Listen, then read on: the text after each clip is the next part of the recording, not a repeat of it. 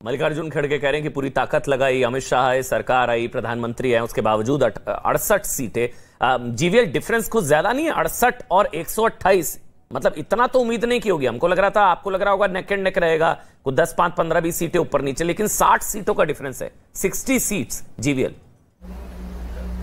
हाँ, बड़ी बिल्कुल बड़ा अंतर है, इसमें कोई वो नंबर्स स्क्रीन पर स्पष्ट दिख रहे हैं, बट लेकिन ये वोटों में जब देखेंगे, क्योंकि जब तक आप वोट का आकलन नहीं करेंगे, सीटों में हमें बड़े नुकसान हुआ है, मैं मानता हूं, बट लेकिन हमारा एक वोट नहीं घटा है, तो इसलिए हम अपने वोटर्स हमसे नाराज होकर नहीं निकले। ये एक तरह से देखा जाए तो कांग्रेस जेडीएस गठबंधन का जो फायदा मिल सकता था कांग्रेस जेडीएस को, वो ऐसा गठबंधन का फायदा बिना गठबंधन मिला है, जेडीएस के वोट ट्रांसफर हुए, तो इसलिए हमारे लिए बिल्कुल एक सेटबैक है, इसमें मानने में कोई कठिनाई नहीं है, मानना ही पड़ेगा, बट लेकिन ये हमारा वोटर हमसे अलग नहीं हुआ, तो इसलिए इस रूप से देखा जाए तो ये anti government anti party vote नहीं है, अपोजिशन के कॉम्बिनेशन की वजह से, उनके वोट यूनाइट होने की वजह से हमें नुकसान हुआ है। ठीक है, जीवीएल अशोक वानखेड़े हैं, वो आपसे एक सवाल पूछना चाह रहे हैं। अशोक, आप पूछ सकते हैं सीधा। जीवीएल जो ये आंकड़े हमको दिखा रहे हैं, वो ये बता रहे हैं कि 35 सीटें ऐसी है बीजेपी की जो कांग्रेस ने छीनी है, और जेडीएस की कम से कम उन्होंने 15 सीटें छीनी है।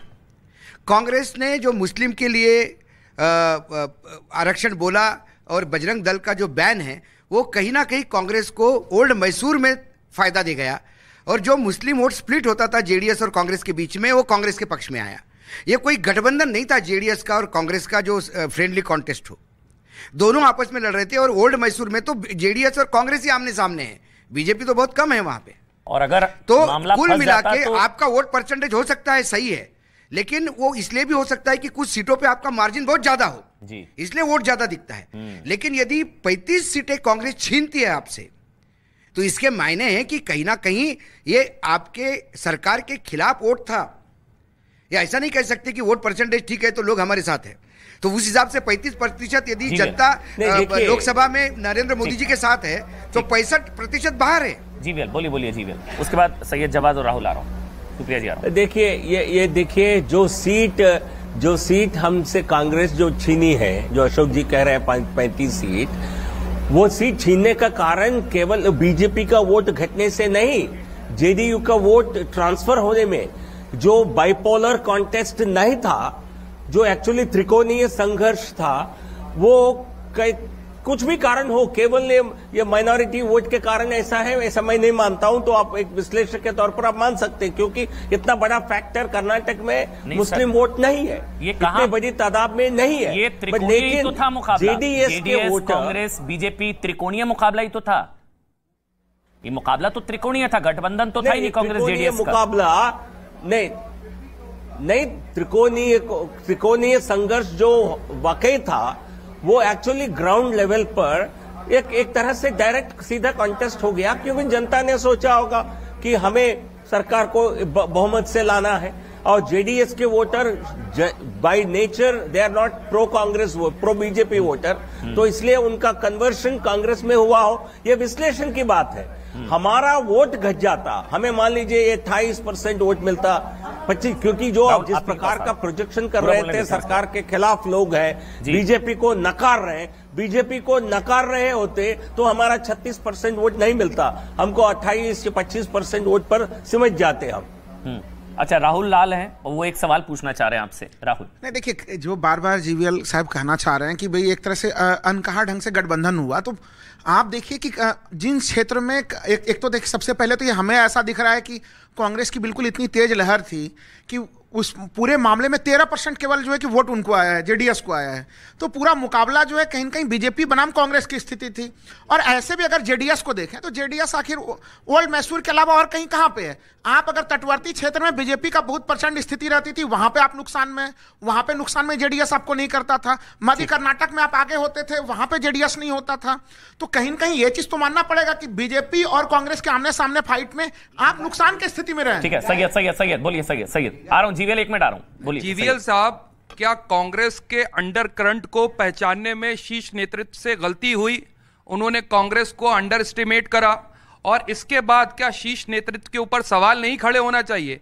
जिस तरीके से आपको हिमाचल के अंदर हार मिली, उसके बाद आपने पता है कर्नाटक को आप किस तरीके से लूज करा, तो कहीं ना कहीं मुझे लगता है जो चाणक्य नीति है वो भी फेल हुई है, और जो अशोक जी कह रहे थे कि भाई आपका जो मोदी मैजिक है वो भी काम नहीं कर रहा। लेकिन अब अगर सवाल कोई खड़े करेगा तो बिल्ली के गले के अंदर घंटी कौन बांधेगा, इसके ऊपर भी एक सवाल करिएगा। सुप्रिया एक मिनट, जीवीएल एक मिनट और दीजिए, बोलिए सुप्रिया। देखिए, ये तो है कि जिस तरह से पूरी ताकत झोंक दी गई थी, उसके बावजूद भी ये बड़ी हार है। मेरा एक सवाल है कि क्या लगता है आपको कि ये अंदरूनी कहीं ना कहीं कला है जिसकी वजह से ये हार का सामना करना पड़ा हिमाचल जैसे? जीवीएल मतलब एक तो दो चीजें कही जा रही है, तो कांग्रेस लोकल लीडरशिप और लोकल इश्यूज पर डिपेंडेंस, यहां पर सेंट्रल लीडरशिप पर ज्यादा डिपेंडेंस, प्रधानमंत्री नरेंद्र मोदी, अमित शाह, जेपी नड्डा, लेकिन वहां लोकल लीडरशिप और लोकल इश्यूज पर ज्यादा डिपेंडेंस, और दूसरा इन फाइटिंग। मतलब क्या ये दो वजह क्या रीजंस आपको क्या लगते हैं कि 65 और अब ये डिफरेंस लगातार बढ़ता जा रहा है, लगभग डबल हो रहा है? अच्छा, डबल हो गया, मतलब 65 130 131, बीजेपी 65 है और कांग्रेस 131 है, डबल।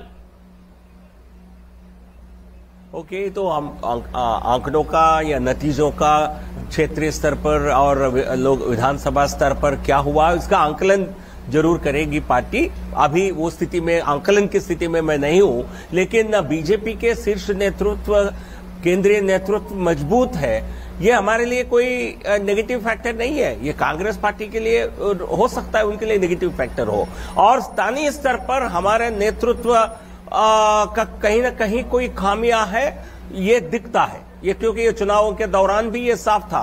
बट लेकिन उसका विश्लेषण करेंगे, कहीं ना कहीं नेगेटिव प्रचार करने में, नेगेटिव प्रचार जो हुआ उसको रोकने में हम शायद नाकाम रहे हैं।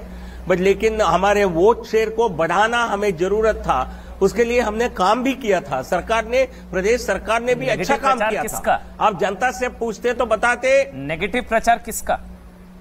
नहीं, नेगेटिव कैंपेनिंग बहुत हुआ है, तो इसके बारे में अभी किसने विश्लेषण करेगी पार्टी, केंद्र, राज्य, प्रदेश पर।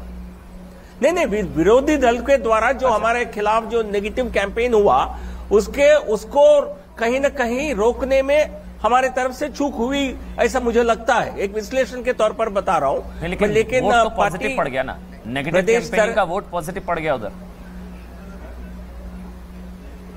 नेगेटिव कैंपेन का पॉजिटिव कहां पड़ा है?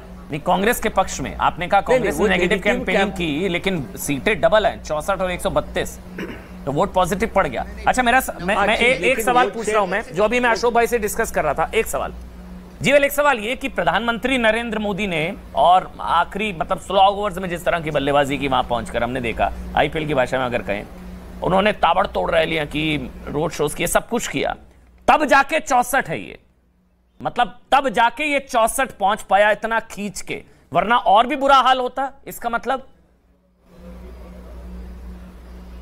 बिल्कुल हो सकता था, ये स्पष्ट रूप से दिख रहा है।